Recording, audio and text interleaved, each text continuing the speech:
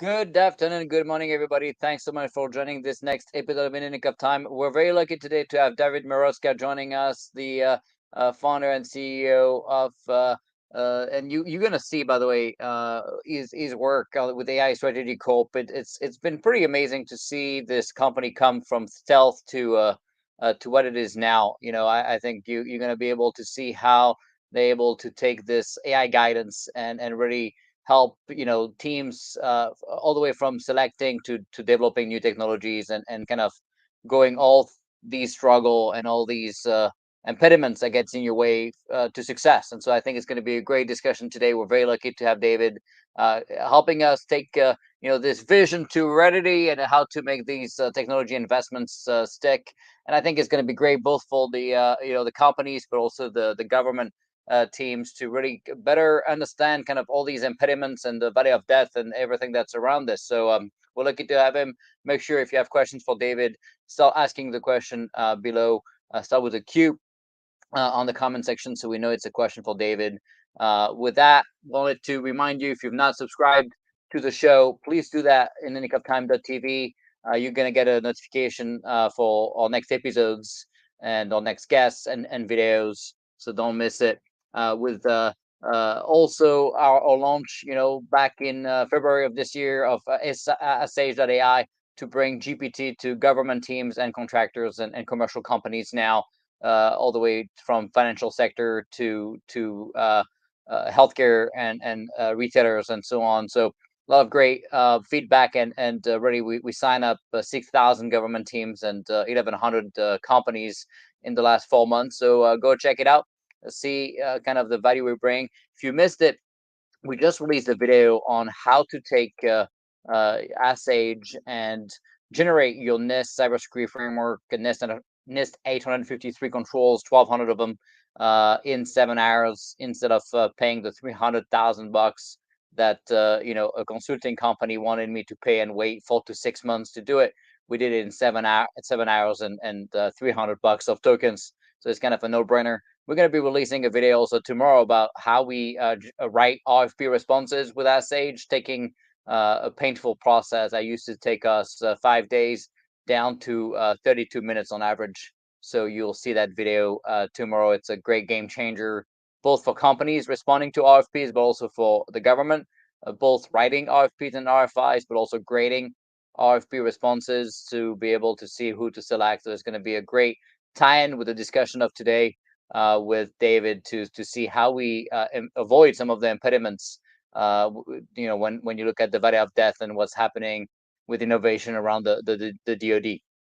Just to give you a little bit of rundown on David and his background, he's the president and CEO of AI Strategy Corp. He has 20 years experience of driving, of course, business and product development. If you know him, he's very well known to drive revenue and these product launch in so many markets. He has led 5 businesses units and help P&L leadership in P&L leadership roles in companies with revenues up to 5 billion. He founded AI Strategy Corp to develop and commercialize this new product 9i that we're going to see a piece of today. And I think I was very impressed with what he was able to show us. And as this new human AI decision guidance platform to select and develop new technologies. The platform obviously is based on top of David experience in leading these companies with all this crazy dynamic growth trajectory and struggling sometimes, with new product offering. And so it provides this kind of new collaborative environment where project leaders can access all these subject matter experts, but also, follow this guided approach from the problem definition to the technology selection at any stage of the development and deployment. So it's really this kind of standardized process and scoring mechanism that's based on 9 fundamental metrics to be able to do better to make better decisions and more informed decisions. David has set sales and profit records for multiple companies, including ClipFix, Leupold Pharmaceutical, UB Industries, API Industries, Dayton Brown. He was a senior executive at DTB, where he secured this 200 million IDIQ contract with the Navy for this aircraft technology development, partnering with VSC Corp and applying the same principles we're going to talk about today. He resides in Babylon, New York, and he coaches ice hockey and lacrosse, and he's a board member of. If you have not followed the America's Future Series, it's a great thing to follow. organization focused on promoting innovation and leadership. With that, we're going to bring David on and welcome into the show. Nick, thank you so much. Really appreciate it. Thanks for having me on Yeah, today. we're so excited to have you. It's going to be a great discussion. A lot of people already having questions on social media about all the kind of the impediments getting in your way when you're trying to bring innovation to life, either from the government standpoint, also from companies and startups struggling often with a well-known valley of death. So it's going to be an interesting discussion. But first, before we get started, always want to get a little bit of your journey. Oh, So sure. give us a little bit of that rundown. Happy to. So I actually started developing technologies and products even before I went off to college. I was always interested in, novelty and invention and new technologies along the way.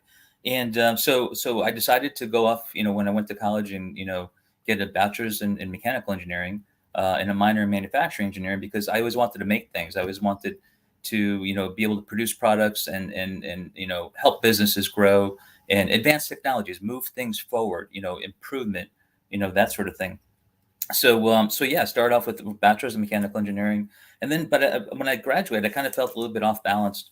And while I thought I had a great, from University of Hartford in Hartford, Connecticut here, it was a great experience and small classrooms, a lot of mentoring that we got along the way, which was fantastic. A lot of labs, hands-on labs, which I really appreciated. But I wanted to get into the business side of it like immediately. I went right into an MS and an MBA program that would help kind of understand, what a journey should be like going through, so because half of the technology development is managing that and understanding the processes you need to work with the people, understand the marketplaces you're going into. So it's a lot more than just the technology itself. So while I thought I had a pretty good technical background, really with no experience, I knew I needed to understand the business side of things as well. And then very lucky to land in some good reputable companies and get some very good hands-on training along the way. But one other part, that was sort of in the late 80s and early 90s. And there was a big trend then underway, which is going on until today, and actually has really hurt the U.S. industrial base up to this point. Is that over the time frame of the late 80s, early 90s, up through 2000s, there's been a lot of shipping of production and technologies and everything else overseas to other countries instead of having manufacturing in our own industrial base here in the U.S. And for better or for worse, I ended up moving from company to company. And you mentioned 5 different companies I actually worked on in a P&L role in leadership position. But a lot of that experience that I got was out of necessity because it seemed like every time I go and work for a new company, they want to start shipping their product lines overseas to either to Mexico or to even parts of Europe sometimes, or to the Far East. And it forced me to understand, different markets and different industries and how they operate. So while I developed things in aerospace and defense for sure, I also, worked in automotive, and I worked in raw materials. I worked in medical products and consumer goods. And everybody has sort of different takes on product development and technology. So that gave me actually, out of necessity, a good understanding of, some of the best practices that I could start to pull together, into this platform that now we have as Nine High. So that's sort of my journey of how we got to where we are now with building the platform. Yeah, that's very interesting. Obviously, we're gonna dig into the subject now. In fact, when you look at 80 to 90% of technology investments, they never make it. And we talk about valley of death in DoD and also outside of DoD. Obviously, there's an added component with DoD where the DoD is funding work that often doesn't get transitioned, and most companies wouldn't do that. When you spend a bunch of money, you want to make sure you're using it wisely. And unfortunately, the DoD often has no ability to understand the difference between R&D and production, and then transitioning this to a real use case. Often it's going to be different teams, different people, and there's no hands off to new teams. In fact, I was always surprised that it's not a mandated requirement, for teams like AppWorks, to with Sabers and all these grants and all that money often wasted, and going to the to products that end up not transitioning. That there's no requirement that AppWorks would make 5 6 introductions. When you do a Saber phase 2, at least as a mandated requirement to make sure that it ends up going somewhere. So when you see kind of all these issues, and you see 80 to 90% of the investment effectively wasted, right? Yeah. Why is that? So first of all, and just to take care of some very high level types saying that there's failure, is a definition along the way. And a lot of people, they even want to start to argue, well, what is a failure? Because if you're learning along the way, it's not a failure. And while that's an academic exercise, something that folks in the government, I think, understand, and in private industry do. Failure is not meeting your objectives. Failure is not meeting the objectives you have for developing the technology, and certainly for the investors who put their hard-earned money into something, whether that's investors that's coming through the government, which represents all the taxpayers, and what are they getting for the return on their money that they put in, or for private investors, going into private startups, or corporate venture capital, that's trying to expand, say, a market offering that they have, within a corporate setting. So what we define failure as in the first place is, yeah, sometimes you fail, but you learn. So, well, that's good, right? Um, what a lot of people need to understand is that failure um, causes many times a loss of confidence, and the failure is not meeting your objectives along the way. And you only have, within difficult corporate settings sometimes, or which is reality, and also in the government, you have restrictions, you have budgets, and you have timeframes that you're trying to accomplish certain goals within. And if you don't meet those, lots of times people start to ask a lot of tough questions about, well, why didn't things happen, what happened? And not meeting those objectives, and running into some failing issues along the way causes a loss in confidence, sometimes in the people that are involved, the technology itself, sometimes a company, or if it's a little bit removed, an investor or the government behind the scenes says, well, that technology didn't work, and they scrap it, put it aside, and go in a completely new direction. And meanwhile, they may have been 80 or 90% completed and almost done with being able to complete a technology along the way. You hope that there's good reason involved along the way, but that doesn't always happen. So, when we're talking about failure, we're talking about how important it is up front to understand what the journey is going to look like, and the major considerations, major risks that you're going to have along the way, and charting out that path in more detail than what a lot of people do now. Because, again, so part of my journey that I did mention is toward the last big thing that I did before Nine High was, I ran, and it was very, very fortunate position that I was in. I was a senior executive at Dayton T. Brown. It's the largest privately owned test lab in the country for the DoD, and it's great. It's great proving grounds for development and qualification of technologies.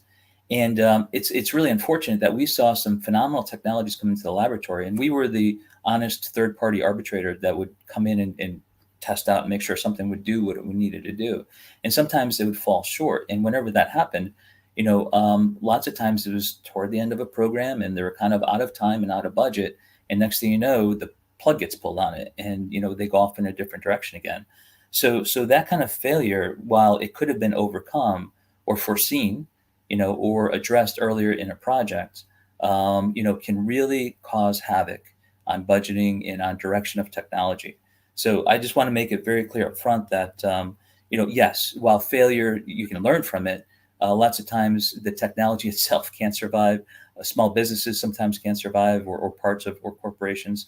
So it's a really significant issue along the way, even if you can learn something from the failures that you have. And I've had plenty of them myself, and I've studied other failures from the laboratory. We ran like over 3,000 projects a year at its max, and saw an awful lot of things fail. And we did learn from that. And I wanted to build that into Nine High that we have now. I think there's a few interesting things you kind of brought up here. First is this notion of failure that's very much frowned upon when you think of DoD, because people think of failing as a big failure. And I think what I like to usually say is, fail fast, learn fast, don't fail twice for the same reasons. Right. And when you think of failing, also, if you think of agile teams, when you fail, it's small incremental failure. It's not a big, massive loss of taxpayer money. So kind of learning along the way fast, and having this ability to iterate and get rapid feedback from end users. Sure. building stuff in vacuum. And I think the mistake we make often, even if you look at cybers, is that the scope of work and the work is done in vacuums with no real time feedback from the warfighter Correct. or the end user, and that's a Right. big deal, right? Because you're not able to really see what sticks and what's working, and so you go back to basic agile principles of one, keeping your user involved along the way throughout the life cycle, which is never ending, and software is never done. It's continuously evolving and improving. Now, Hmm. of course, there's some research that go way beyond, software and cell touching stuff that, you have to do massive investment and research to even hope to find a solution. But I would argue 90+% of the money spent in R&D today is not actually touching stuff that's completely groundbreaking innovation. It's barely bringing some of the existing capabilities from the commercial side into DoD, Sure. right? So, would you say kind of this notion of being afraid of failing is also kind of a big impediment to That's a real people's good success? point, and that's why I think the definitions of failure and what we try and do. So, like you said, you want to fail quickly, and I always say fail cheaply also. But Right, that's not the big failure we're talking about, because what we do with Nine High is we definitely guide people through from TRL to TRL, and as long as right, you're advancing to the next TRL, you're never going to do things perfectly, and there's going to be mistakes, and there's going to be some setbacks along the way. That happens all the time, but we're trying to reduce them, or reduce the major ones that would cause the whole program to derail, as I call it. right. So that's what the kind of guidance we're providing to people along the way, And is to tell do this sort people of thing. what are TRLs if they don't know about Yeah, the so the it's nine technology level. readiness levels. It's a great concept that's been brought up. Yeah, for people who aren't familiar with it, not a concept. It's a working practice that the U.S. Air Force and NASA really pioneered. And very simply put, you have a range from Tier L1 to Tier L9. And Tier L1 is, say, Nick, you and I are at a bar having a beer. We have a good idea. We kind of scratch some things down on a napkin, and for later discussion. It's just a concept, just something we can go forward with. That's literally, it's a tier L1, and that can turn into some basic research and fundamental research and things that you do just to make sure you understand principles and concepts that are involved. But then you have the other end of the spectrum at tier L9, where you have a product that's in production being sold to customers. Customers are familiar with it. You know that they like it. You've measured it. You've got data coming back. You've actually maybe implemented some recommendations they have for improvements, and you've got this ongoing production environment. That's tier L9, where it's mature and demand is known, everything's known, and sort of everything's on the incline as far as growth goes. So that's tier L1 to 9, kind of as a cursory review, and then you have all the levels in between, kind of with some pretty good definitions that the Air Force and NASA have come up with. Now other people have come up with additional definitions for it, but it kind of bounds where you are. So if you're out there developing technologies today, you really want to understand, that's the first thing you should be asking yourself, is where am I? And what data do I have? What understanding have I validated to know that I'm at a certain stage? And that's where we start with Nine High, because our Nine High, basically we look at 9 fundamental scores, taking any technology to any market application. And we actually give a quantitative score assessment of where you are in your present state. Maybe you're at basic research, maybe you're at applied research, maybe you have a prototype, maybe you have something that you're starting to pilot test out in an actual environment, or it's in a laboratory environment. These are all things that decide what TRL you're currently in. And what we did is we loved it. That's something I've always used, to help people, because when you can break down complex problems and say, well, these aspects are mature, but these other ones haven't been built out as far as they need to go. Now you can take a complex problem and break it down into more simple understanding of what is at the lowest level and how you're going to mature that within your development process. And the TRL scores of 1 through 9 match up. We match up our Nine High system to overlap right with it. So we dovetail with the whole convention that the Air Force and NASA had developed years ago. Yeah, that's interesting. So, when you look at these challenges we talked about here, a lot of it has to do with, basic agile principles and really understanding of Yes. innovation, I would argue, right?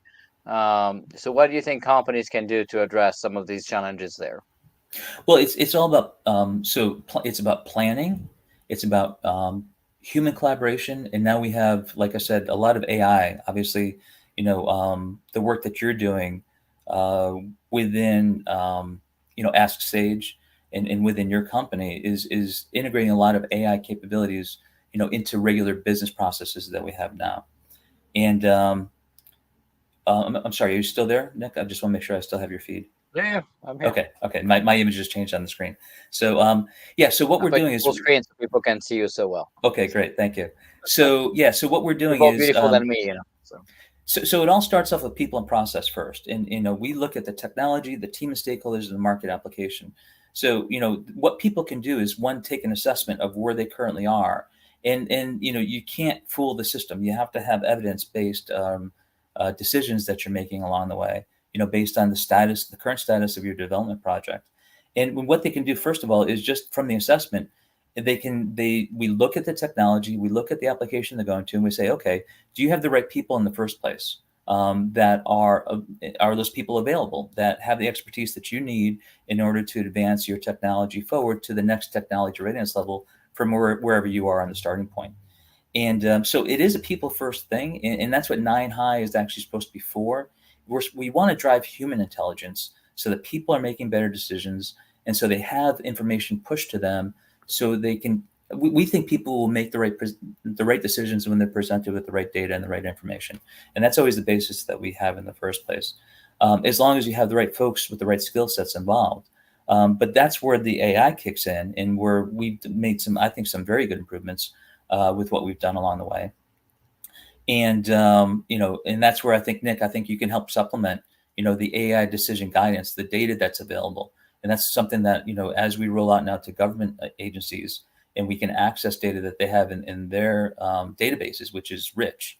We need to have that kind of structured so that it can be fed to people through the AI agents we've identified, and give them advice that they need. So we have, like, for example, we have an agent that just looks at risks in the technology, in your team and process, and in market application, and says, these are things that you should be considering that are not part of your development plan.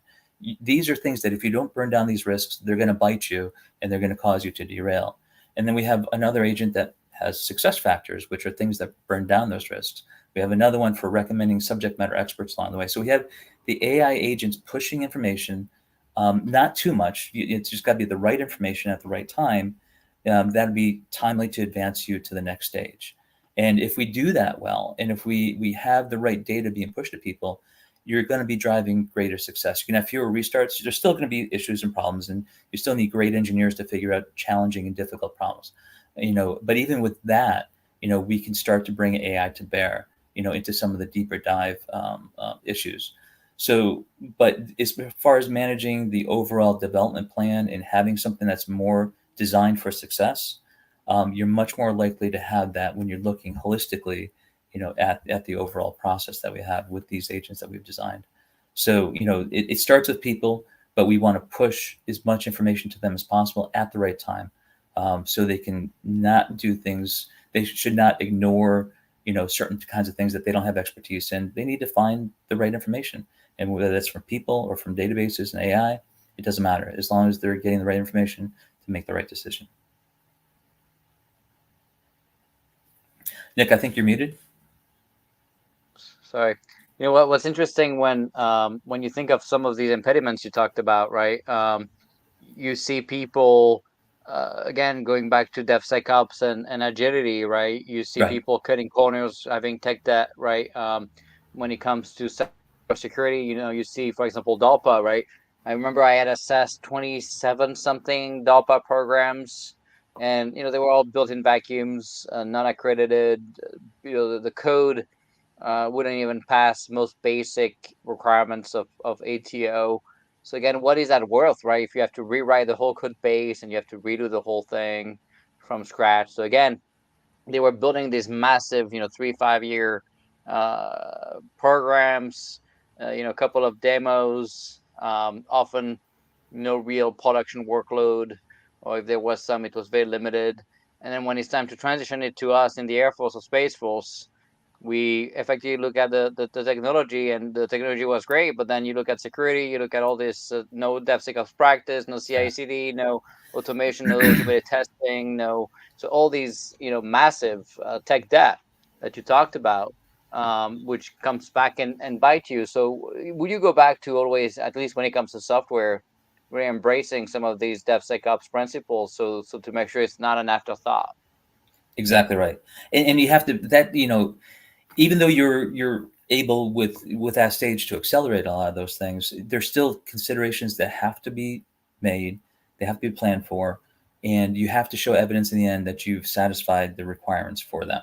And I think what we're doing, you're doing it, we're doing it, and a lot of people around the country and around the world are accelerating the things that you can bring to bear to satisfy those requirements. But you can't gloss over or invalidate them as requirements in the first place. They're all necessary steps. And when you ignore or you kind of Corners, right? cut corners on things along the way, when you say, "Oh, that's not important, we'll figure that out later," no, Right. that's the one that's going to come back and bite you. And I've seen it happen over and over again.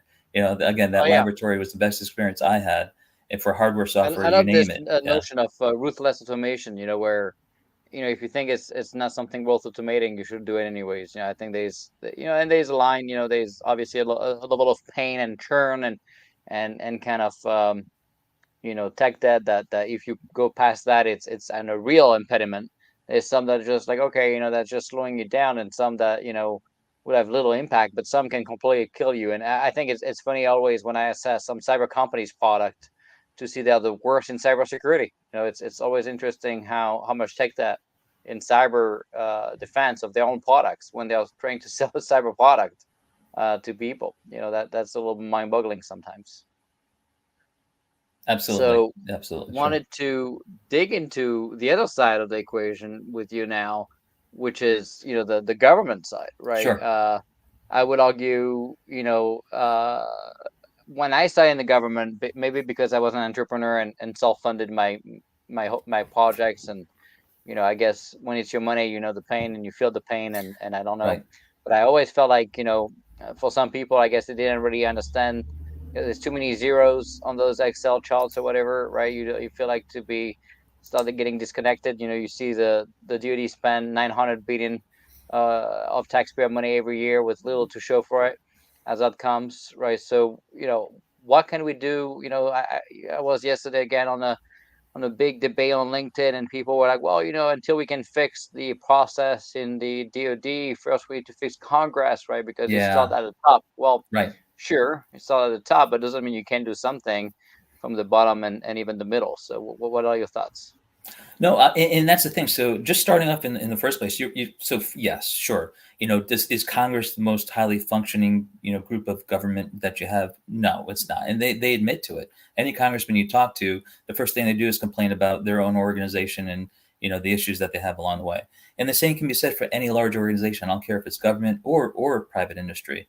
When things get a little bit top heavy or disconnected, there's issues there. So yeah, should they be actually driving better information throughout all parts of their own organization so they can make better decisions and things? Sure.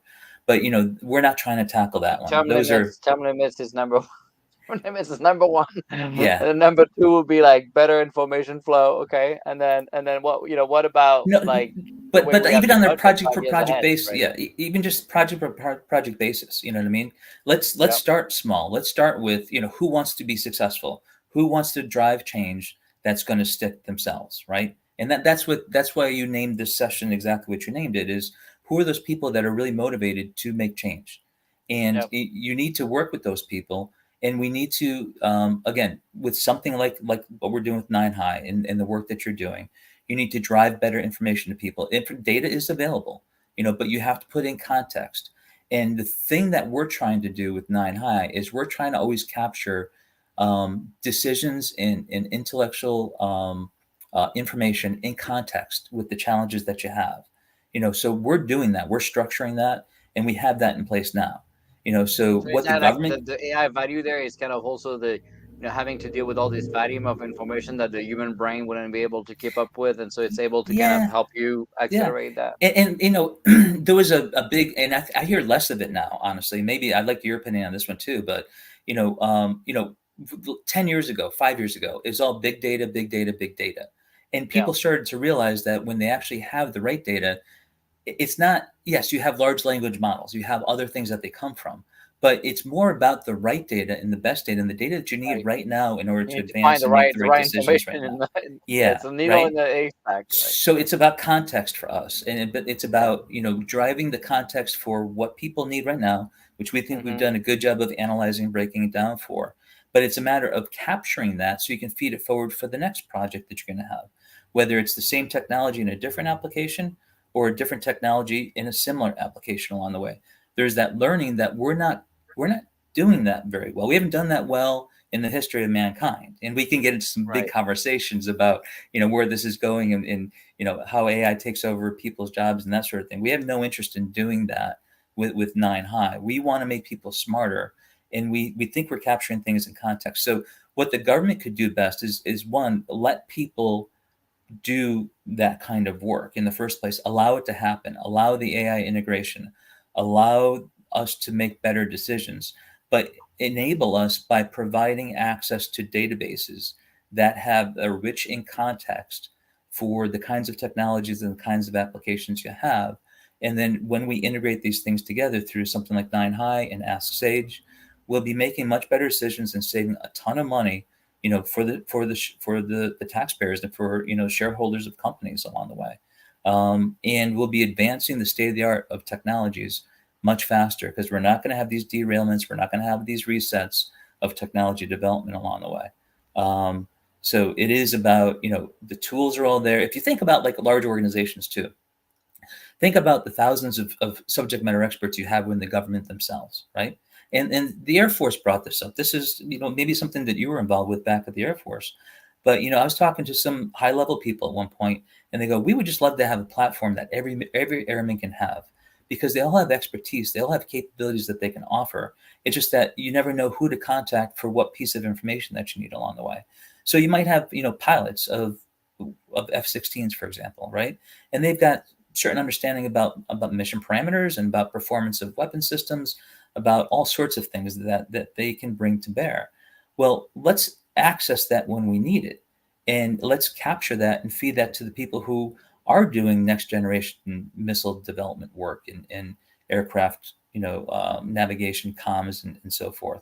Let's bring that to bear, and we're not integrating well enough now to do that. We're not capturing that information, and we're not feeding it to people when they need it along the way. So, that platform that high-ranking Air Force person asked for, I'm not sure that it's there. It makes sense to do that, but to be able to just integrate people better in their expertise and their knowledge, and to categorize that so it can be used for people would be a huge improvement.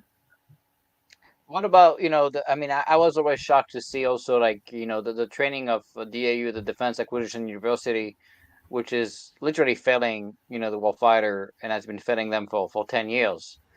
Bringing training, focus on waterfall and anti-agile.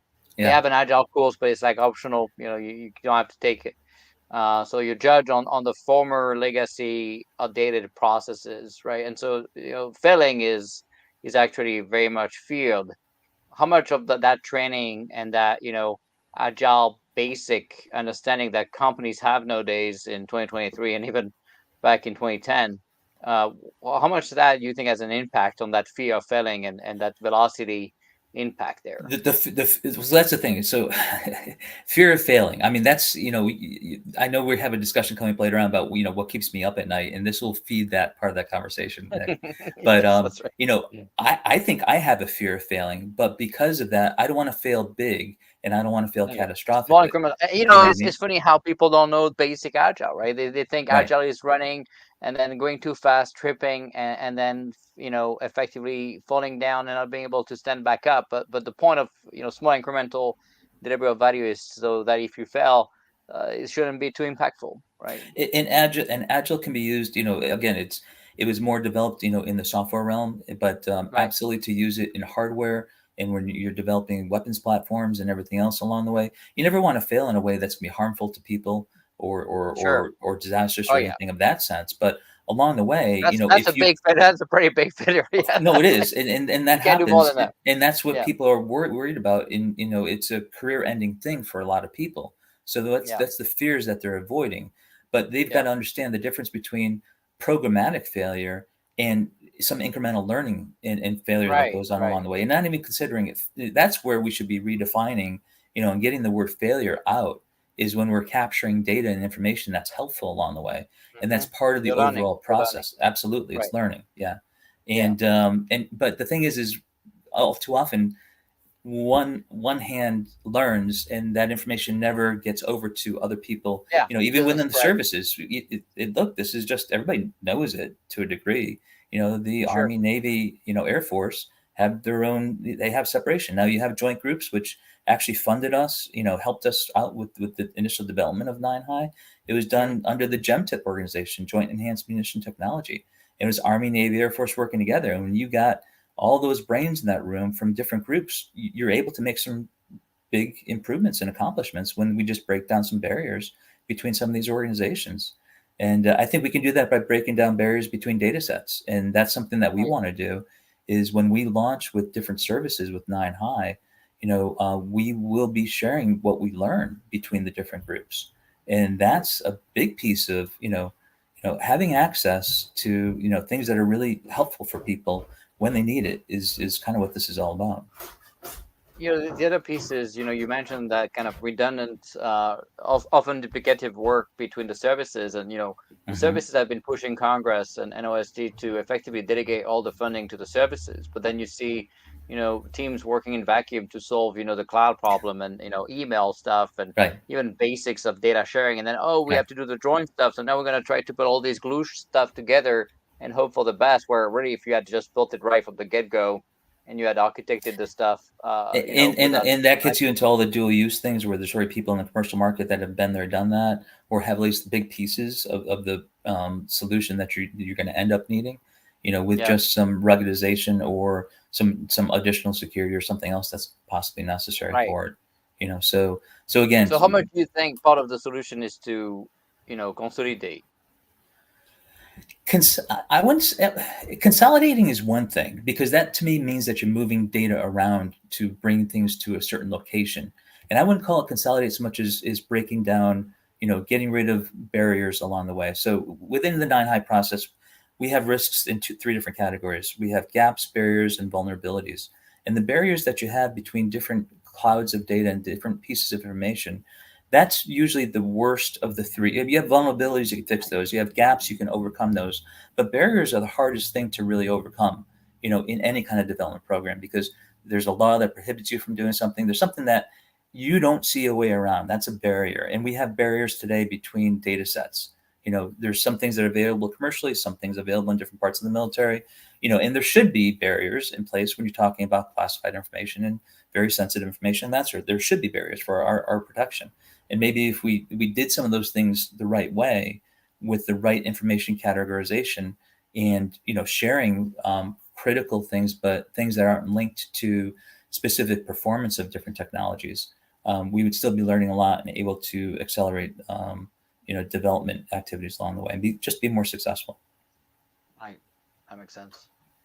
So I guess when you look at, you always talk about the art of possible and, what can actually stick. So Yeah. how first do you define, the art of possible, and then how do you make it real and stick? So the art of possible, is a term that people love to use, and I wanted to make sure we brought it up and discussed it, because the art of the possible is something. Oh well, yeah, we have to do what's the art of the possible. We have to know what that is in the first place, and lots of times that's not going to be. It's not defined right up front. You have to explore and find the art of the possible. You have to design a system that will help you identify it. It may be right in front of you, and it may be actually the lowest hanging fruit and the thing that you should be taking as the best possible route.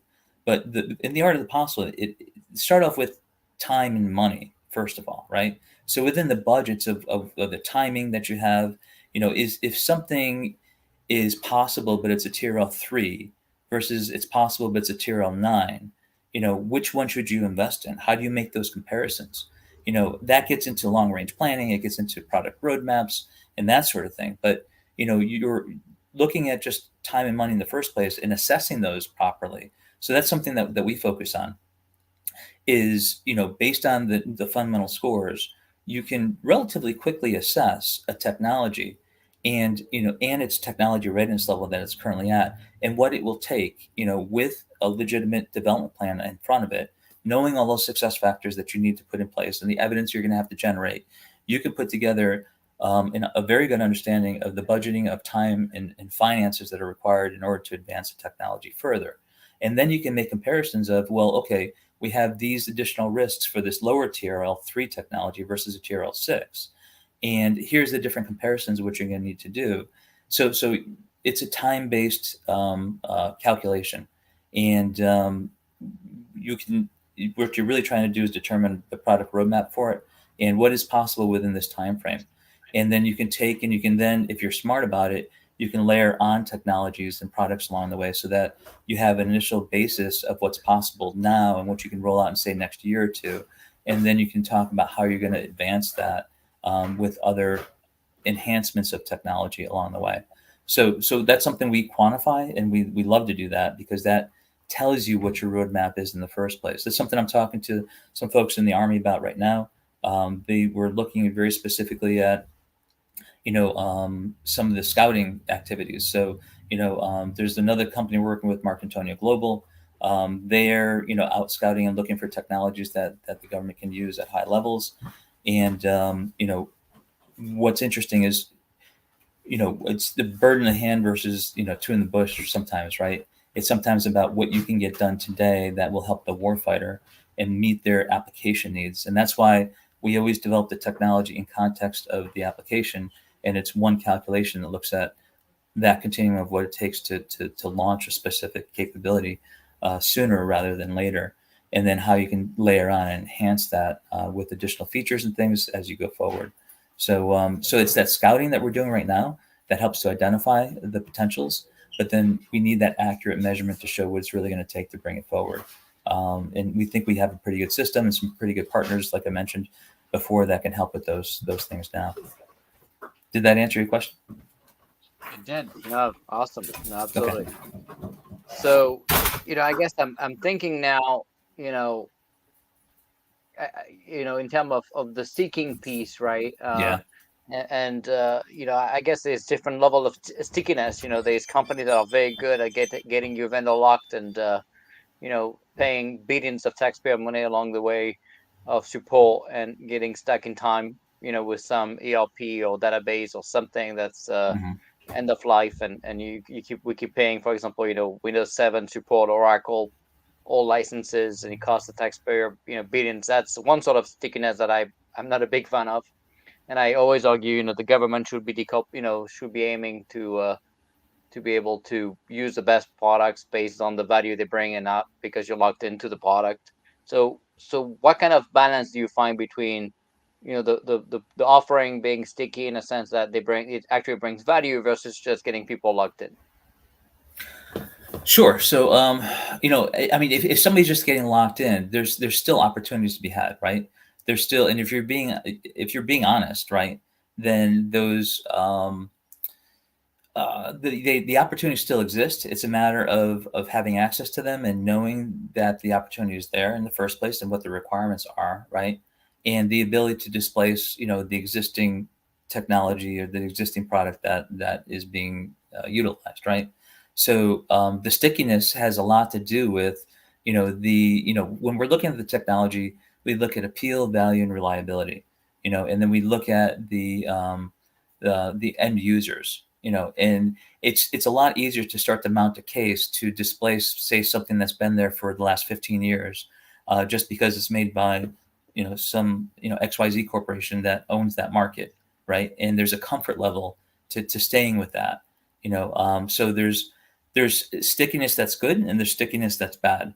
The stickiness that's good is when you're really developing that technology to meet the end user's needs and enhancing their capabilities, their mission capabilities, ability to defend themselves and their country, right?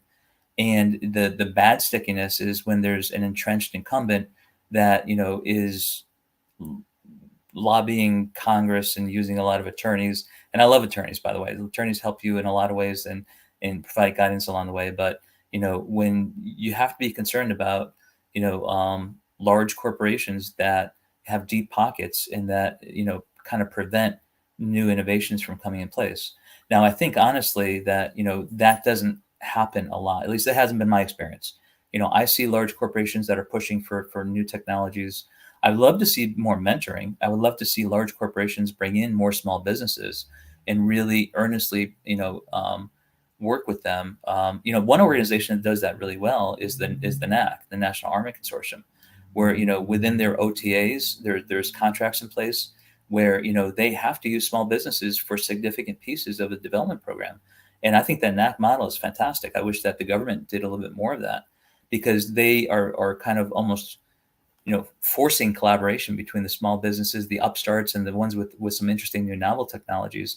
And let's face it, small businesses do a lot more innovating than the large ones do. So if you were forcing that model a little bit, NAC's not a bad one to look at as far as something that has been successful along the way. Charlie Zassett has worked with me before. He's a fan of Nine High and what we're trying to do, and I'm sure we'll be supporting him as we go down the road. But so forcing a little bit of pollination, cross-pollination between companies like that is probably a good thing if they can do more of it. Yeah, no doubt, no doubt. That's actually a great example. Yeah. Yeah. So, all right. So now let's look at who else is succeeding at innovation, and what are they doing to make that do better than us, often spending less money than us. You look at Singapore. I would argue they have very small amount of people, very little money, but yet we had to send airmen to Singapore because they had some innovation in aircraft maintenance that was far superior to what we had. Mm-hmm. And there was a lot of lessons learned there. So sometimes when you have more money, you waste it more, right? And so, but you also see countries like China, right? That's doing a lot to help their companies and accelerate their successes in terms of funding. And of course, they also steal their IP and data and do a lot of Yeah. crazy Yeah. stuff. But what do you see China that's that maybe we could leverage as a similar Well, concept to help here? there's three big pieces to the China problem. At least the way I see it. Three fundamental pieces. One is the technology development and the manpower and the brain power that's effective. Okay, and we can make a comparison between the model that the U.S. has and what the U.S. should have versus what China has right now. That I don't. Maybe I'm underselling them, but I don't see them innovating their current model a whole lot as they go forward. So one is the technology development. The second is businesses and corporations and their support of the Chinese government, which gets into a lot of political things. I'm not going to discuss that a whole lot, except for people should really understand who their business partners are in China and the things that they're actually doing, that are not very democratic along the way. And we'll just, without getting into the dirt too much, there's a business side of it.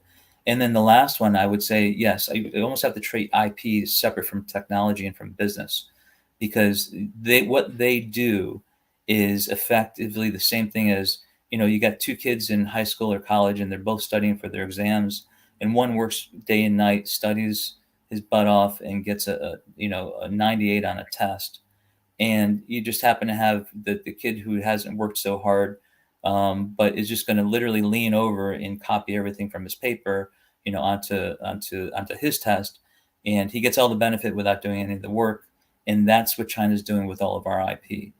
So one, we do need to protect and preserve it. And I know, Nick, you're a fan of having really good security in place so that it can't be stolen, just cheat, and they can't cheat along the way.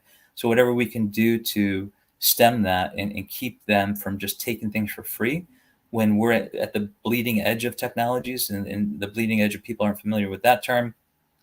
There is extra cost. There is a lot of churning that will happen in trying to advance technologies along the way. And that's usually referred to as the bleeding edge. And if they don't have to suffer that, so it's us suffering that and paying price with big budgets to develop technologies and get incremental improvements, and they just come along and take it. So that's the third piece that's got to be addressed. But taking it one at a time, the technology development and the manpower and the intellect that we bring forward. So the U.S. and I would include our allied partners, right? We have folks. I love working with people over in Europe. I've got several partners over there right now with Nine High. I've got some folks down in Australia that are phenomenal. I worked for a Japanese company that was loaded with brilliant engineers. And even just within the Japanese culture itself, we can talk about how to break down barriers and how to get people to share information along the way. But we can easily outstrip. So right now we have a manpower issue. If you're just comparing the United States to China, right? They can throw hundreds of engineers to our one, against any given project along the way. And they've built entire cities to go and develop certain technologies and to advance them, and for critical technologies for the DoD. So we have a manpower problem that we're not going to fix. We can break down those barriers. Again, the barriers are the worst of the three types of risks between us and our allied partners, and we need to do that. I'm talking to some folks now that are going to help us, get involved with some um, with some foreign countries to be able to, within the cloud environment, be able to share information back and forth and have, things that would really help advance our technical development capabilities. But we need to have AI, and Chinese are developing AI and machine learning just as much as we are. But we need to do it better, smarter, and faster, and we need to accelerate so that we're always ahead of them, even though they can throw more people at the issue. So a lot of folks, it's funny, they want to take a timeout with AI. They want to just stop AI for, I don't know, a year or so, and just kind of, thinking that they can do that, and that everybody, including our adversaries, would listen to that and they'll say, okay, yeah, we'll just stop at the same time and not advance AI anymore. No, we need to do it, and we need to do it even faster and better than other people. And we need to do it in a very coordinated way, in an organized way. And when we do that, we have a huge force multiplier where, they can throw 100 to 1 of engineers to ours, and we can still beat them because we have better utilization. We're capturing our intellectual property. We're protecting our intellectual property. We're advancing it faster than our adversaries are. And so again, we're talking about those data barriers that we have internal within our own organizations and within our own government. And then we have our trusted partners that we have around the world, that have phenomenal engineering capabilities that, again, if we just were able to make the connections between people who have data that we need it and information that we need it and guidance that we need it for a particular project, and make those connections and bring that in, we're talking about orders of magnitude improvement in the acceleration of development of technologies and reduction of cost along the way. So there's a lot of that can be had, as far as how we compete against China and what they're doing versus what we're doing. And I'm bullish on that. I think you can tell from the way I'm explaining this right now, but I think we can easily do that if we pull this together the right way. And I don't think we are pulled together the right way right now. The other big piece of it is business, and trusting. The whole carrot that China hangs out there is, well, we have a huge marketplace for people, and we have all these companies that are dual source that sell into commercial markets as well as government markets, and they just want to stay tied into the Chinese marketplace. And to a degree, we need to be very cautious at any time that they would engage with that. And I don't think they're as cautious as they should be, and I don't think they're making all the investments that they could make into the U.S. With reshoring either. But we need to make better business decisions, and people need to understand that technologies and production can be reshored back in the U.S. We can improve the U.S. industrial base significantly, again, with the advancements of AI and automation and machine learning and everything else that we have along the way. We can get rid of their low cost child labor, on one side, and we can replace that with better, smarter engineering and better, smarter production capabilities and flexible production capabilities that we might need, domestically here in the U.S.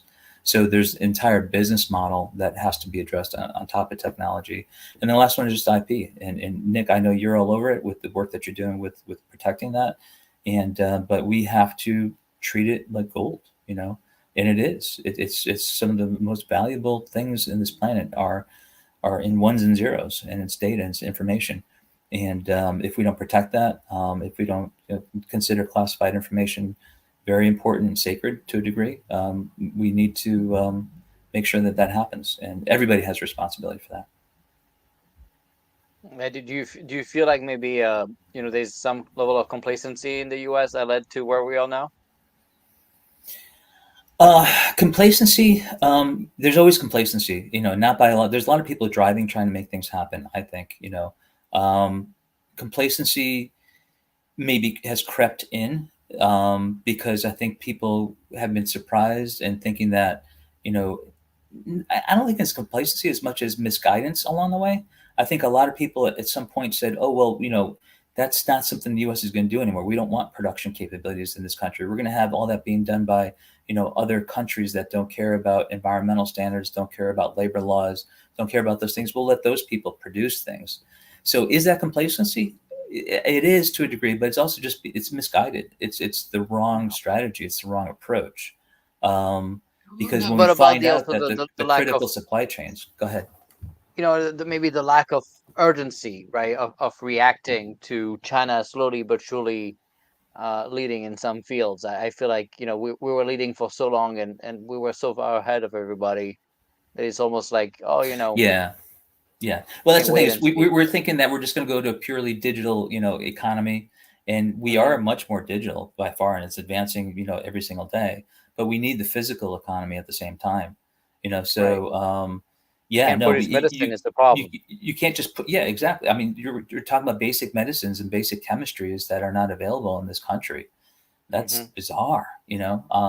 Again, I come from a manufacturing environment. Remember my whole career when I moved from company to company was because they shipped everything overseas. So it's a personal thing for me. I would love to see that reshoring happen, but it's just necessary for national security.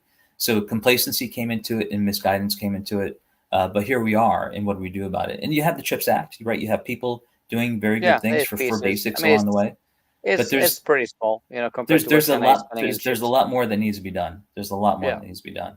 And China, I Um, think, at the same time spent 150 billion when we spent 50. So, I don't know how yeah, much of a. yeah. Plus, when we spend 50, we waste 80%. So, really, it's not 50, but it's going And to the wrong place and with the wrong if focus. you end up fighting a lot of wars, then a lot of the funds go toward that. We had a Right. lot of, and you know, it's not my call to say what you do or to what extent you do that in Ukraine, but a lot of the funding, funding that we were supposed to have for Nine High, went over to Ukraine. So things get redirected from times and things get reprioritized. But the idea is It's to way, way insane compared to what Europe is spending. That we should have them accountable and make sure Europe is paying their fair share. absolutely. That should be something that every American should agree with, But we let them get away with it. So of course, then Biden is loved by Europe because, well, if you let them get away with not paying their fair share, they're gonna love you for it, So Yeah, and it's uh, there's all kinds of camps, and there's two sides of the coin, but honestly, we've got to shore up what we do domestically, period.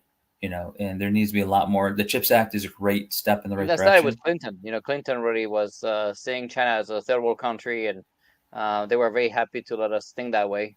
Right. Up to recently, actually, very even recently, still people calling China a third world country, where they are way, they're probably Yeah. a peer an adversary for most things. So Yeah, and that's misguided. It's misguided. It really is. I mean, they're clearly the number one adversary, and by hopefully far, we get to a point where, that relationship changes, where it's not adversarial. And there's nothing wrong with competition. Competition is always good, in the interest of sure. mankind in general. We always need to have competition, but you don't want But they're it to teaching be their kids to hate threatening. us. So I think Right. it's only going to get worse. I don't know. When I've seen some uh, videos where they're showing how they're teaching the kids to hate Americans and spit on the flag and destroy the flag and burn the flag and Yeah. they are 5 years old, 6 years old. Those kids are gonna grow up, right? So Right. they're probably gonna grow up hating America. That's for sure. So Yeah, we don't want to be isolation. We don't want to be isolationists at all. But at the same time, yeah, we can't let that kind of influence occur within our own borders. That's crazy. That's not oh respecting yeah. our own sovereignty at But all. what do you think of students, for example? You look at TikTok, you look at students. 80% of the STEM students in the U.S. now are from China. So what are we doing? Why are we letting that happen? Yeah, I mean, if they're going They're to paying stay, they're paying I've more money, by the way, to the universities, sure. often double than what the U.S. people are paying. And I've worked with, there's plenty of Chinese people who are wonderful people and very Oh, smart sure. engineers that I've worked with a lot of them. And a lot of them come to the US and stay in the US, but you Sure. always got to be worried about the influence that, Well, the they have a government has massive over their families. hammer Yeah. on the head. That's right. Yeah, exactly. So, The um, families, but yeah, so how do we overcome some of those things? We need to make sure that we're working with trusted sources along the way. It's just imperative. Yeah, I mean, if I look even for me, right? If I would be, I understand that the government would be worried that if someone kidnapped my dad or something, I might, what am I gonna do? I get that. Although Right. the beauty in France, it's not gonna happen. But in China, well, that's a different story, right?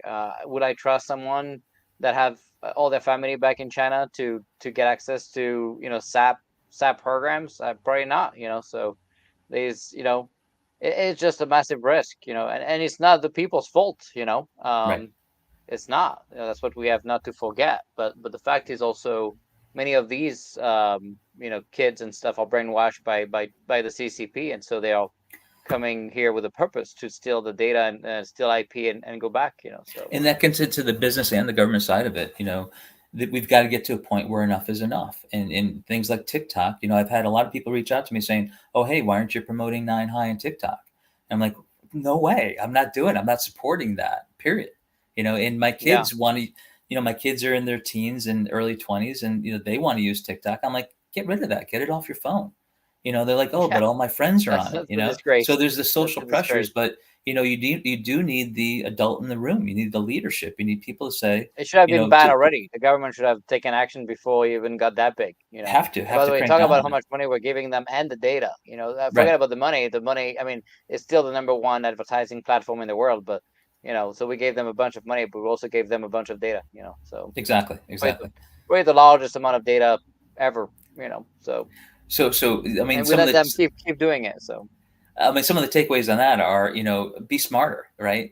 If you're bleeding, stop the bleeding. And if you need to yeah, improve and at grow least better in stop other it. Yeah, areas, then support that and invest in that. Invest in the right areas and protect yourself where you need to protect yourself. And we're too, I guess, complacent is the right word. right. It sounds a little bit harsh, but it's true. You're just letting things happen instead of Well, trying to people tell me, oh, manage. I had my data stolen already 20 times. Why do I care now? Well, you know, that's a good example of complacency, I would say. But That's great. That's crazy. That's the I definition of have a lot crazy. of people Yeah. telling me that, particularly younger kids.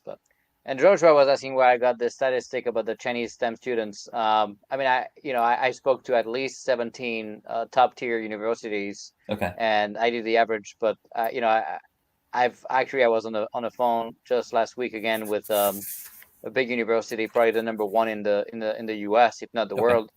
And they were telling me that I was trying to do a partnership where we get some students as interns into Asage, and I said, well, I can't have foreigners. And he said, well, that's going to be tough because 92% of my students are Chinese. So and he's probably the most leading professor in both kind of DevSecOps and AI. He has two classes things, Yep. and that scared me. I mean, I couldn't believe it. I was like, what do you mean 92%?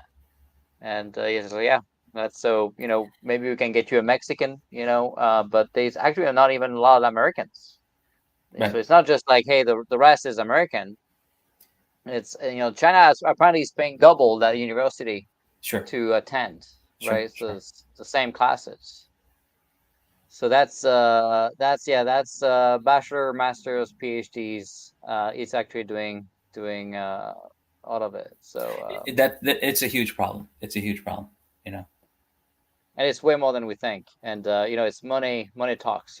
So universities, I mean, should the whole education system has failed us between people not understanding the nation's history. And if you ask a kid today who is George Washington, they're going to tell you he's a slave owner.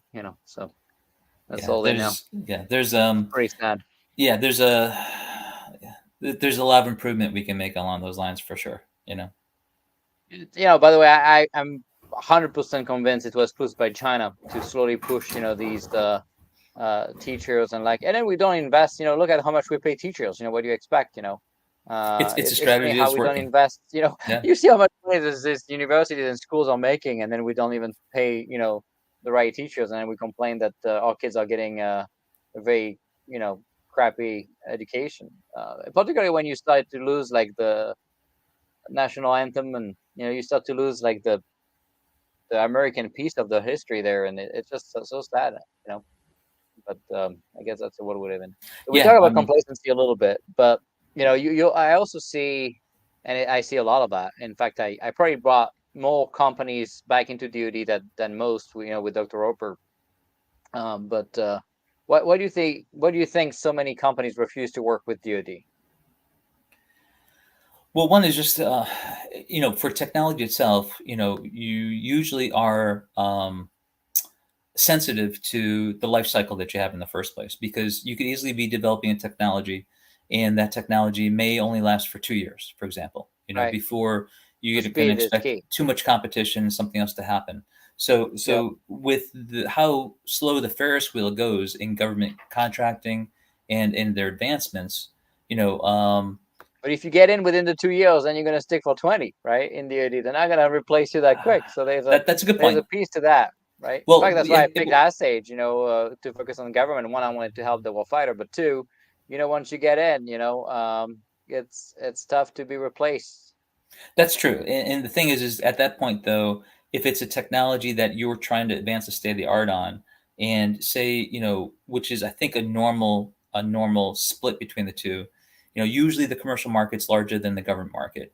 So you're Sure, developing a new technology, and you've got, say, a two-thirds, one-third split. It could even be 70, 80-20 even, where 80% is commercial of which revenue is coming pretty in, healthy, 20% right? from That the that government. would be the right number. You'd have to have a product and a technology that can be sustained with just that 20% portion over that long period of time, Right, because otherwise you get this obsolescence issue where it's not supported anymore. And if you've right, got overhead costs that are going to have to support that, then you're bifurcated, and you can bifurcate multiple times because your commercial technology has advanced maybe three and fourfold, whereas the government's still using version 1, and you might be on to version 5, with other commercial markets.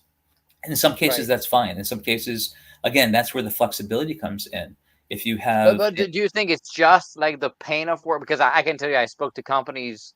I mean, I would say if you look at all the companies that said no to working with DoD that I spoke to, I would say 20% was because of the lack of velocity and the pain of working with DoD, but 80% was more like, I'm not helping DoD. You're killing babies with jets. oh, that's a big piece. No, and look, when it comes to people's own motivations along the way, if somebody, you need to believe in what you're doing, and if people don't believe in, our national defense, then they shouldn't be Right. involved. I wouldn't want them involved, because No. in we're not really trying to change the hearts and minds so much as we're just trying to get them to understand that there's bad people in this world. There's people who don't want our country to exist.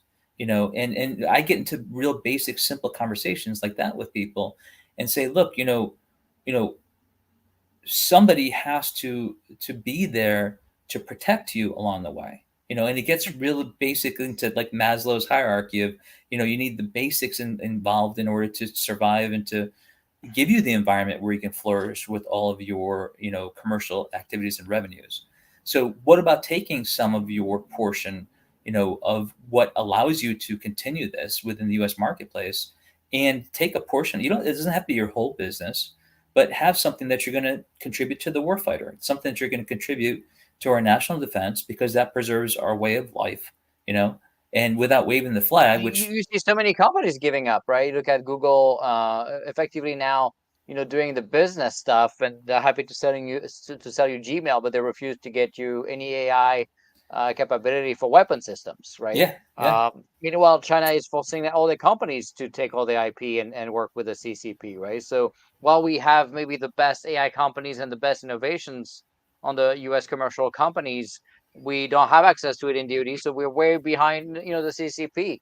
And the other piece is like, yeah, you have two bubbles, I call them, in the US, right? You have the Right. complacency bubble in DoD, and then you have the kumbaya bubble in the Silicon Valley that, like you said, they don't even understand that there's threat, and they don't even understand there's bad guys, and they live in this bubble where they think everything is fine, and until it's not, and they realize, well, fighters are saving their lives every day, right? Sure, sure. So how do you? But are you going back to education and the lack of the fact that we failed that whole generation of of kids to understand national And security to try and and to have things that are altruistic, and to try and develop technologies for green technologies is fine. To be more efficient with energy, absolutely fine.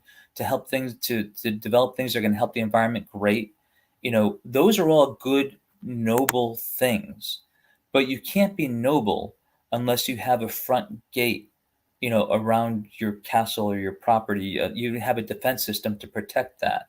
So you can't have a playground to develop those technologies for, that are real popular, unless you have a portion of what you're working on supporting the basics, which is, your way of life within a country that wants to allow all this to happen. I mean, the US is by far, the most innovative country in the world. You want to protect that. If I was a billionaire, I'm not yet, someday hopefully, but if I was a billionaire, I'd be looking at my portfolio that way. If I was a large, corporation, and I've worked for large corporations. I worked for Philips Electronics. I worked for Ubi Industries, billion-dollar companies. I've been through the Philips Management Training Program. Phenomenal. They really teach you how to do things, and these corporations are smart, but they should have a piece that works on national defense along with everything else. And if people had a model that way, I mean, back in the olden days before a lot of the acquisitions happened, Nick, right? You had every single corporation that would have an R&D department and would be working on the future. They'd be working on those development projects, even if they had Mhm. production going on. They have a certain part of their revenue coming in that would go toward that. Well, they should be doing the same kind of thing for what's good for the nation, which is also defense, as well as it's for trying to get rid of poverty or anything else that you're trying to do that's noble. Part of that is also sticking up for your country and helping the warfighter and helping the DoD to advance. Um, Yeah. there's a lot of people, and there's some people who never believe in that. But if we need to win over, Well, when it I think, becomes a more majority, people. that's a problem. The same reason as Right. to why some of these companies now they teach you how not to be white, and that's a problem too. But Yeah. Yeah. so looking at outside of technology now a little bit, right? How do you think companies can find the right commercialization and also the transition pathways, right? And Sure. and what should they pay attention to? Yeah, absolutely. So, and there's a big difference, right? That's where, for people who aren't familiar with these two, even though they sound like they're common terms, everybody's heard the word commercialization, transition, right? They're very different things, right? So, commercialization, is in government speak, is when you're taking technologies and you bring it to commercial markets, right? But Right. when you're taking a technology and bringing it to the warfighter, to defense applications, they refer to that as transition, and those are very different pathways. So again, so what we look at, this is where, again, Nine High, fundamentally, it's always worked. I've used it to run businesses. I've used it to develop a lot of technologies to help people troubleshoot. And we look at the technology, the team of stakeholders, and the market application. So in the market application itself, you're going to do very different things with the technology, even if you're in two different commercial markets. Say you want to bring some new electronic device into a medical setting. Well, you're going to be going through FDA approvals. You're going to be going through, doctors and clinical trials and all sorts of things in order to have that go into that marketplace.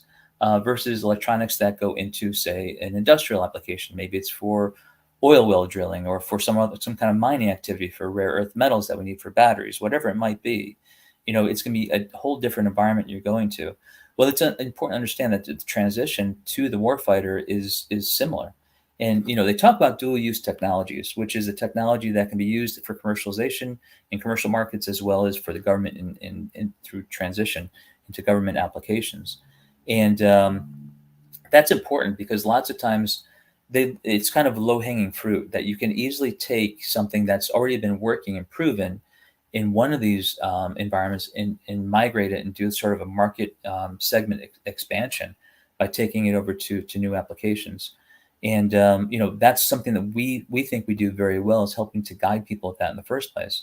Because some of the mistakes that people make is they don't go back to the fundamental technology that they're working on and look at about why was this so, what is the appeal? Why was it so successful, for that technology to go into one particular market segment, and what you may need to make some significant changes to it in order to adapt it for other places. So whether it's commercialization and you're trying to expand it from market to market, or whether you're trying to take a dual use technology and bring it over to the military and have it used by warfighters. Lots of times, like in the laboratory that I go back to with Dayton T. Brown, we did a lot. There was a lot of projects that came through where we were doing that, and they would call it like a hardening exercise. It'd be just something that could either withstand a more robust, environment that's, has to be able to survive, getting put into the back of a truck and, bouncing over rough roads and that sort of thing, and hardening that way, or hardening against, attack, electronic attack by adversaries along the way.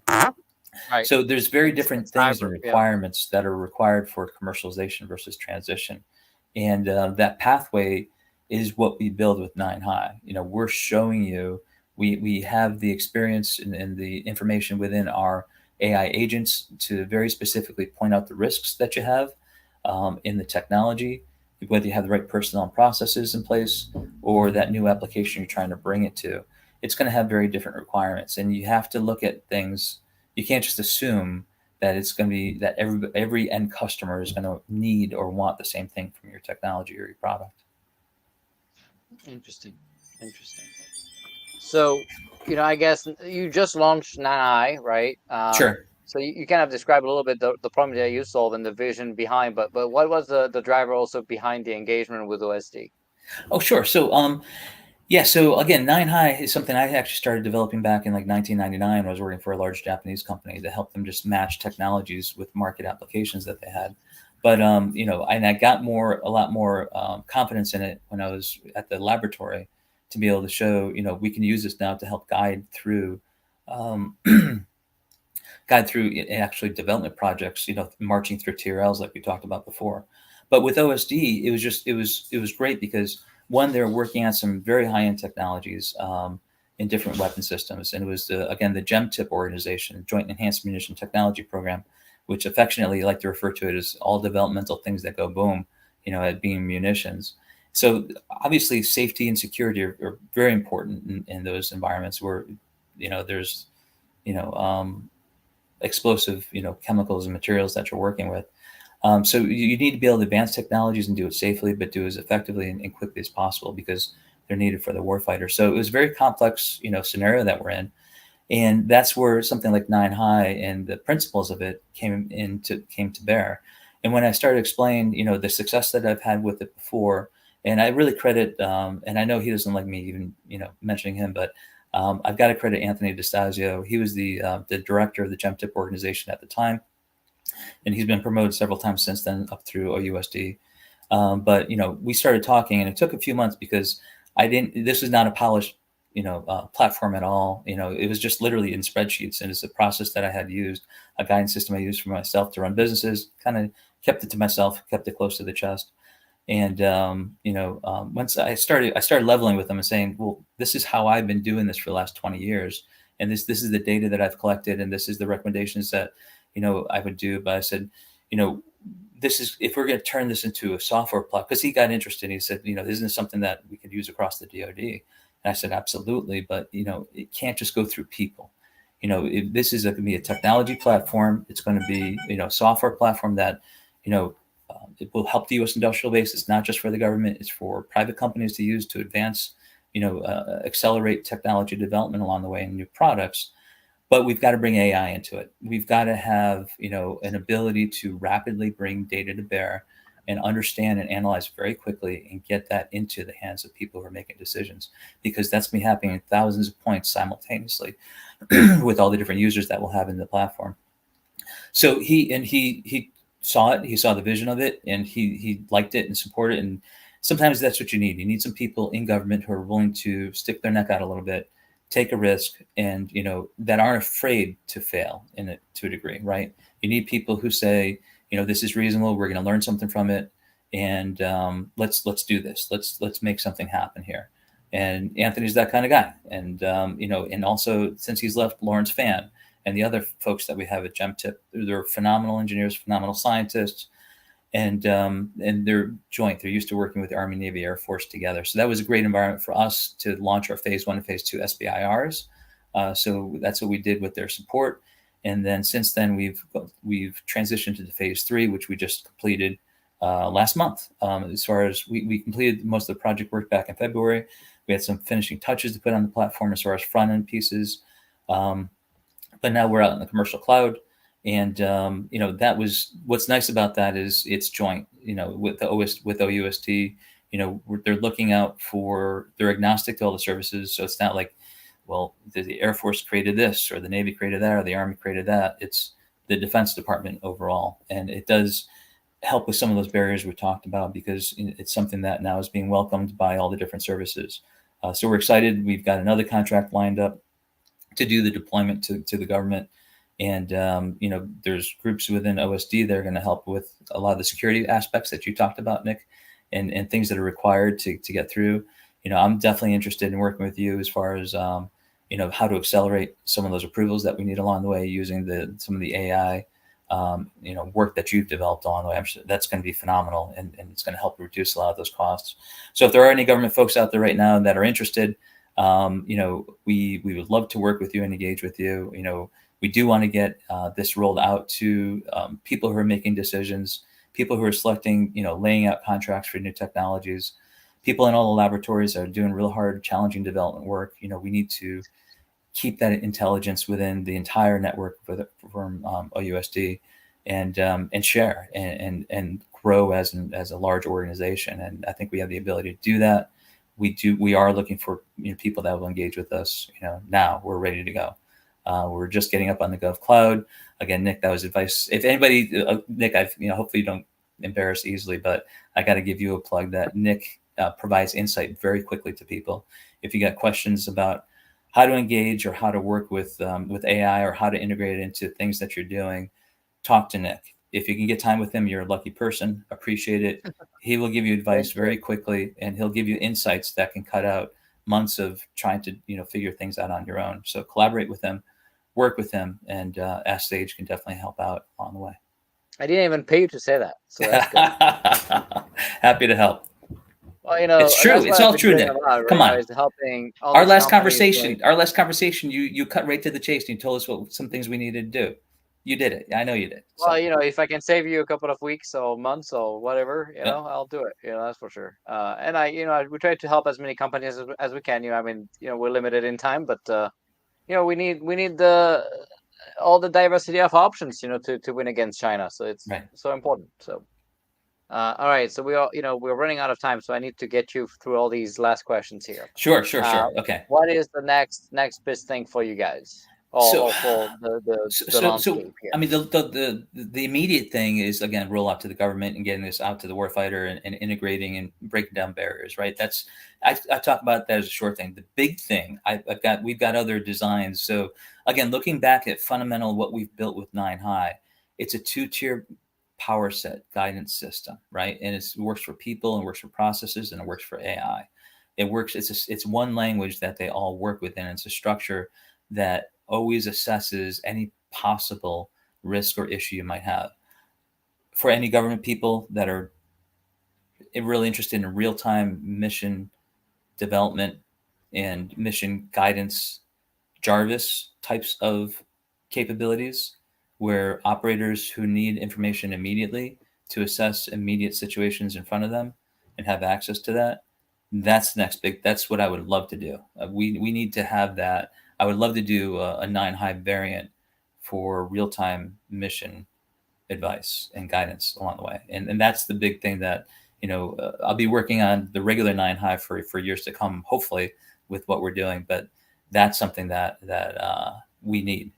And, so that's on the mission side. On the technology side, I would just love to get more into space, love to get more into advancement of some of the things that even the big billionaires, right, are working on, as far as improving, just space, getting beyond the problems we have on Earth, and space exploration and travel is something that I think needs to come out in the light of day, and that we need to advance as far as fundamental technologies. And we're over at Marcantonio Global. There's some folks that are doing some phenomenal things with field propulsion, for example, and some of those things need to come out and really become mainstream.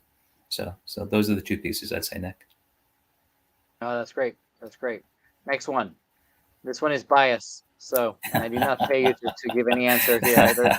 So how do you see AI, particularly generative AI, change the world, if any?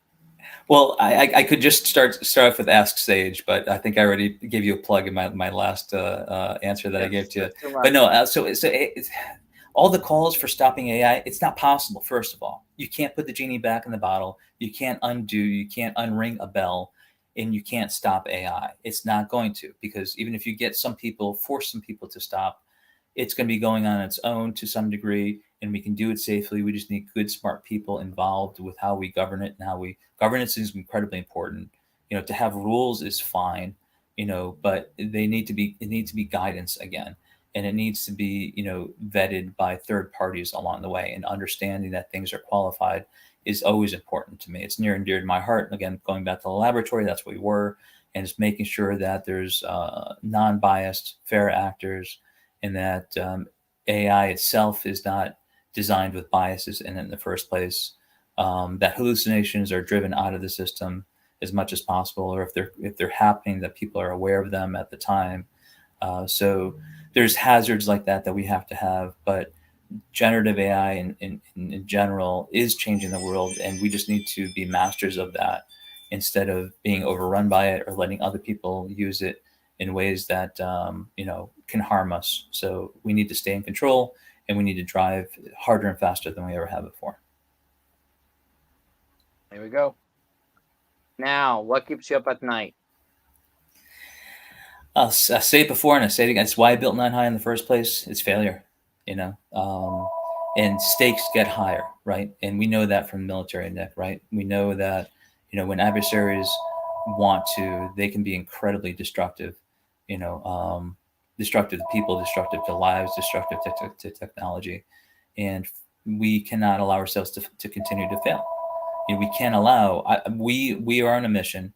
We have an 80% failure rate for new technologies. We want an 80% success rate minimum. So it's that failure that's not allowed. The big failures, small incremental is not even failure. That's just learning. That's discovery. That's understanding. But long-term failure, derailing of projects, derailing of technologies, derailing of people, is what we need to stop. And I'm on a mission to do it with my team, with AI and with you, Nick. But yeah, that's what keeps me up at night, is those large failures that turn into geopolitical issues and turn into wars and battles. We need to stop them before they ever happen. And that's what I'm a big fan of, making sure that, we have everything on our side to just never even give any adversary any inkling of any sense that they should ever start a battle in the first place, because it'd be over very quickly. And if we're not doing that, then we're not preserving our country and our economy and our livelihoods and all those things that we enjoy about our country. There we go. Well, we're gonna first thank you for joining us. This was awesome. You gave us so much insight here on how to do better at bringing vision to reality and making those technology investments stick. So, wanted to thank you. I'm gonna give you the last words. Before that, I wanted to remind everybody to subscribe to the show in anycoftime.tv to get a notification by email. We're not gonna have an episode next week. We're gonna see you in 2 weeks. It's gonna be a great episode. So you're gonna be pretty excited about our next guest. So that's gonna really do a deep dive around the space innovation universe. So it's gonna be focused on the space side, which always gets me so excited. With that, I'm gonna give you now the last words for guests if they want to reach out to you, where to find you, and things like that. Sure, definitely. Thank you, Nick. Yeah, so you can find us. Our website is ninehigh, NINE-HI.com. You can come in, you can sign up. We're trying to build a community. We want a community of experts. We want a community that will share, that will collaborate. We want a community that respects other people's IP and security.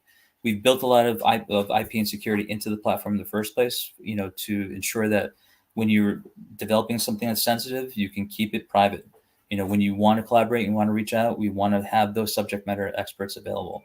The more subject matter experts with the most diversity and diversity of thought possible are those folks that we really want to have in. People who want to make a difference and people who want to change the world and make it a better place will find a home in Nine High, and they'll find success in Nine High, and they'll be driving failure out and success back in. So you can find us also on LinkedIn. We do a lot of work there too, so you can follow us there as well. But come on in, join it. You can do it for 2 months for free, and then after that, it's very low cost again because we've had a lot of development paid for by the DoD in the first place. So we only charge $5.99 per seat per year. So for about the cost of a LinkedIn subscription, you can have unlimited use of AI, unlimited use of projects and topics, and get involved. And you have everybody's a subject matter expert. Everybody can contribute and add things to other people's projects. We just need to be able to tap into those people and make the linkages for people so that expertise is captured and shared and used to advance our technologies and our products. Thank you, Nick. Did you say $5.99? $599 per year per person. Wow, Unlimited that's usage. that's $599 is what is it? $50 a month, right? Yeah. So Yeah. yeah, that's a great deal. And as much I know, Nick, you do a lot of things as far as promoting AI and AI feeds and everything, and you're inexpensive, and there's no reason to charge a lot of money for this stuff, guys. So again, we want something that will proliferate, and we want to have something that's going to feed forward and give people an opportunity to succeed. Failure is just too painful. None of us Right. should have to endure with that. Not with the technology we have at our fingertips and the ability to be successful, to have the right information.